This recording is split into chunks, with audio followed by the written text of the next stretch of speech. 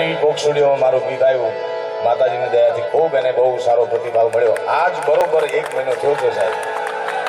12 તારીખ ને પણ એક વાર તો ગાવ એમાં આપણા જ ગુજરાતના સચિન અને જીગરનું સંગીત છે. બાપ અને દીકરીની વાત છે, અત્યારે ખૂબ લોકોને ગમે છે. ત્યારે